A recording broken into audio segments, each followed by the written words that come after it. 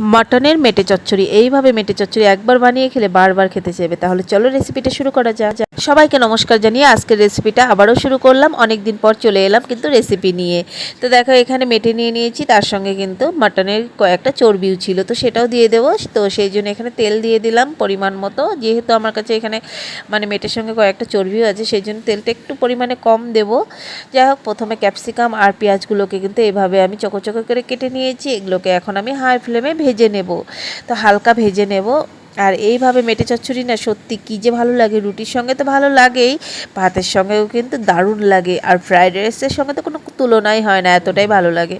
যাই হোক, এখানে দেখো কথা বলতে বলতে কিন্তু আমার ক্যাপসিকাম আর পেঁয়াজটা কিন্তু ভাজা হয়ে গেছে, উঠিয়ে নেব। তারপর তেলের মধ্যে দিয়ে দেবো তেজপাতা, আর কিন্তু দিয়ে দেবো একটুখানি গরম মশলা, যেমন হচ্ছে কি দারচিনি, এলাচ আর লবঙ্গ, আর দিয়ে দেবো এখানে বেশ কিছুটা কিন্তু রসুন কুচি। আর রসুন কুচিটাকে একটু ভালো করে ভেজে নেব। আর তেলের ফোড়নটা দেওয়ার পর, মানে গরম মশলা যে ফোড়নটা দেওয়ার পর একটু সেন্টটা সুন্দর বের হয়, তারপরে কিন্তু রসুন কুচিটা দিয়েছি। তারপর দিয়ে দিলাম টমেটো কুচি, একটা টমেটো নিয়েছি ছোটো সাইজের, ওটাকেও দিয়ে দিলাম। দেওয়ার পর একটু নুন দিয়ে দেবো। নুনটা দেওয়ার কারণ হচ্ছে গিয়ে টমেটোটা যাতে একটু নরম গলে যায়, সেই জন্য।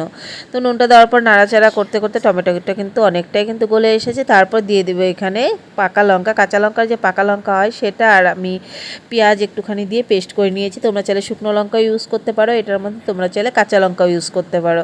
কাঁচা লঙ্কাতে কি হবে, মানে কালারটা অন্য আসবে, কিন্তু খেতে স্বাদ হয়। তো আমার লঙ্কাটা এখানে পেস্ট বেশি হয়ে গেছিলো, জন্য কিন্তু লঙ্কার গুঁড়ো কোনো রকম দেইনি। লঙ্কার গুঁড়ো দিলে কালারটা আরও বেশি ভালো আসবে। তো যাই হোক, এখানে একটুখানি কষিয়ে নিয়েই কিন্তু দিয়ে দিলাম পরিমাণ মতো একটু সামান্য হলুদ গুঁড়ো, আর কোনো গুঁড়ো মশলা আমি ইউজ করব না। তো দেখো অনেকটাই কিন্তু এখানে কষিয়ে নিয়েছি। আর তেলটা আগে আমি বলেছি কম দিয়েছি, কারণ চর্বি আছে যেহেতু একটুখানি, সেই জন্য। তো কষিয়ে নেওয়ার পর তারপরেই কিন্তু আদা রসুনের পেস্টটা আমি দিয়ে দিলাম। আর আদা রসুনের পেস্টটা দেওয়ার পর এখনও ভালো করে আমি একটুখানি কষিয়ে নেব।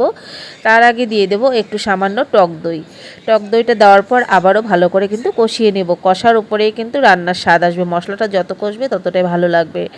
তো দেখো আদা রসুনটা পরে দেওয়ার কারণ হচ্ছে গিয়ে, যেহেতু মেটেগুলো দেবো, তারপর মেটেগুলো দেওয়ার পরে অনেকটাই কষাতে হবে, সেই জন্য। আর এই সময় যদি আদা রসুনের পেস্টটা দেওয়া হয় না, তাহলে কিন্তু মেটে চচ্চড়িটা খেতে বেশ ভালোই লাগে।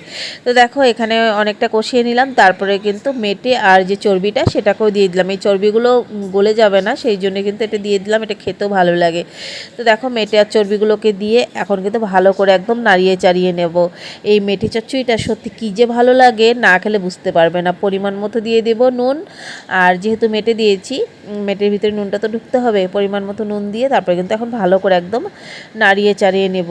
তো এইভাবে নাড়িয়ে চাড়িয়ে নিয়ে তারপরে কিন্তু ঢাকা দিয়ে দেব। এটার মধ্যে যদি একটু লঙ্কার গুঁড়ো দিতাম আরও সুন্দর কিন্তু কালার আসতো, কিন্তু ওই যে বললাম লঙ্কার গুঁড়োটা মানে লঙ্কা বাটাটা বেশি হয়ে গেছে, সেই জন্য, কারণ বাচ্চারাও তো খাবে। তো দেখো ঢাকা দিয়ে কিছুক্ষণ পর আমি কিন্তু উঠিয়ে নিলাম, গ্যাসের আঁচটা কমানোই ছিল। আর দেখো কতটা সুন্দর কিন্তু জল উঠে গেছে, তেল উঠে গেছে। এখন কিন্তু আবারও কষাতে হবে আরেকবার ঢাকা দিয়ে। তো আরেকবার আমি ঢাকা দিয়ে উঠিয়ে নিলাম। এখন কিন্তু অনেকটাই সেদ্ধ হয়ে এসেছে, আর কিন্তু অনেকটা কষেও এসেছে। তো এখন ভালো করে কষিয়ে নেব। তারপর কিন্তু একটুখানি জল দিয়ে দিলাম, দেওয়ার পর আবারও কষিয়ে নেব। যতটা কষাবো বললাম না, অতটাই স্বাদ হবে।